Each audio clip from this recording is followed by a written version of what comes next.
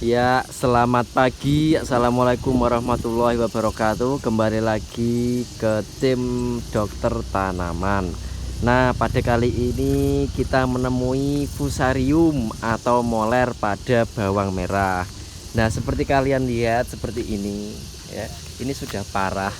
Jadi jangan kalian harapkan lagi. Ini lahan teman saya.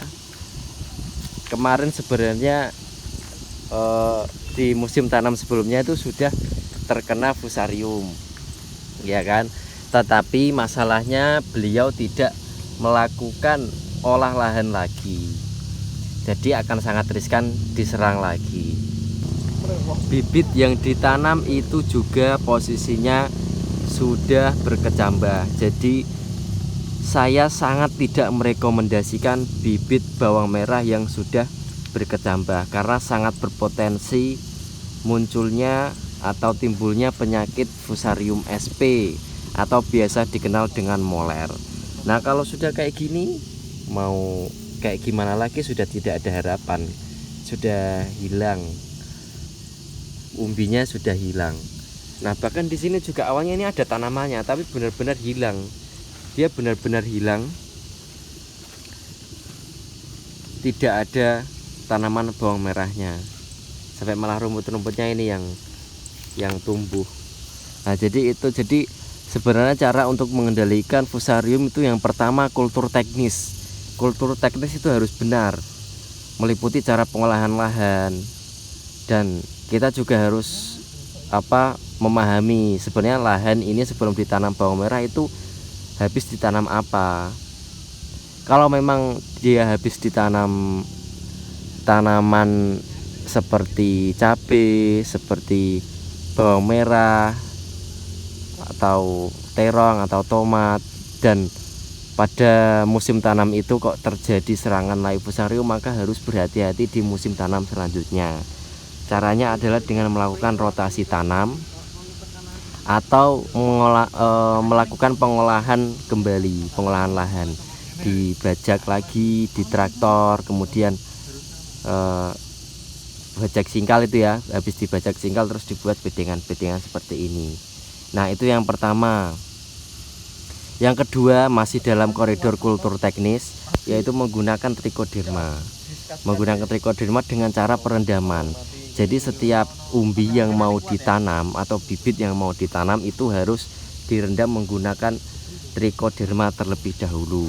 Kalau kalian kesulitan mencari trichoderma, bisa komen di bawah, nanti saya sertakan link untuk membeli, atau saya juga menyediakan trichoderma hasil perkembangbiakan sendiri, yaitu saya mengembangkan dari isolat murni yang saya beli dari kampus UMY Fakultas Pertanian, kemudian saya perbanyak sendiri menggunakan media beras.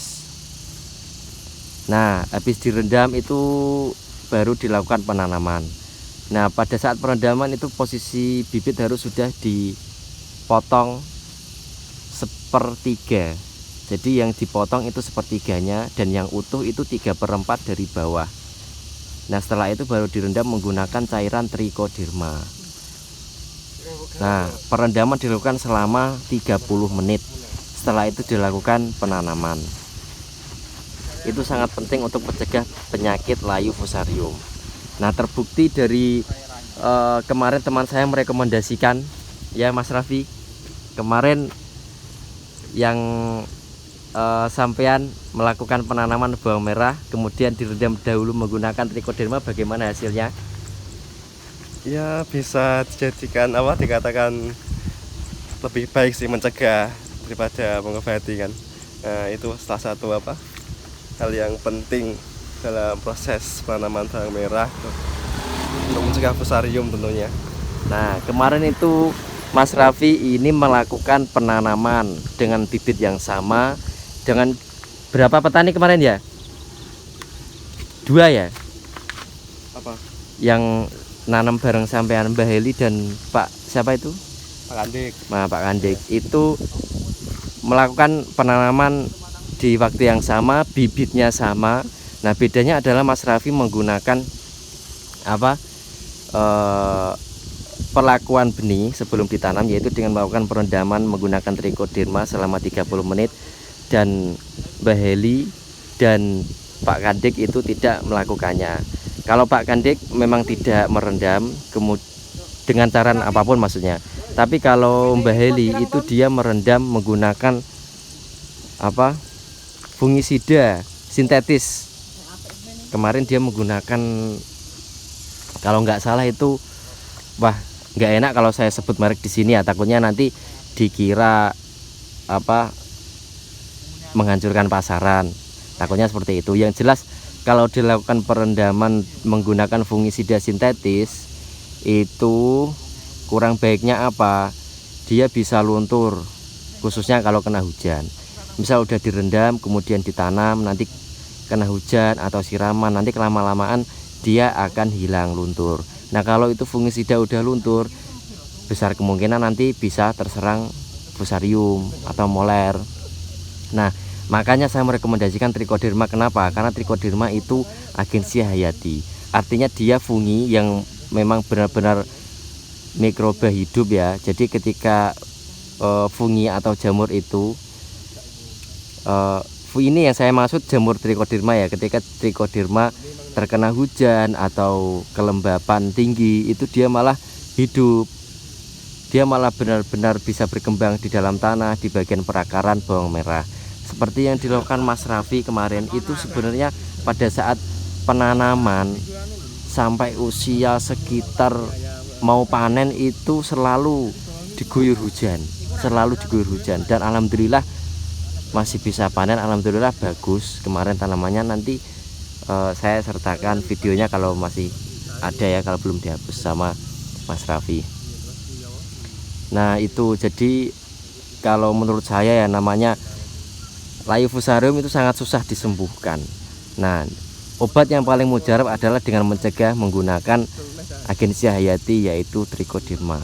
Ambil contoh saja, kemarin saya budidaya tomat itu setiap pengocoran itu saya sertakan trichoderma. Dan pada saat pengocor itu kan pengocorannya kan setiap 10 hari sekali ya, 10 hari sekali sampai ke pengocoran ke-5. Nah pada saat pengocoran ke-6 itu saya tidak sertakan trichoderma. Nah pada kenyataannya langsung ada gejala layu fusarium di beberapa tanaman. Nah kemudian pada pengocoran ke selanjutnya itu saya menggunakan trichoderma karena takut nanti kena serangan juga tomat saya. Nah makanya menurut saya itu benar-benar penting, khususnya di musim penghujan. Oke begitu ya kurang lebih tentang fusarium. Karena musuh alami fusarium adalah trichoderma atau gliocadium. Tapi kalau gliocadium jarang sih yang pakai, dan saya juga belum pernah pakai juga gliocadium. Tapi saya lebih sering makainya trichoderma. Saya mikirnya kalau saya beli trichoderma itu mahal sekali dan tentunya sangat boros, makanya saya menggunakan trichoderma buatan sendiri dengan memperbanyak isolat murni. Kalau kalian tertarik dengan trichoderma buatan saya, bisa pesan melalui komen di bawah, nanti saya sertakan nomor WhatsApp saya.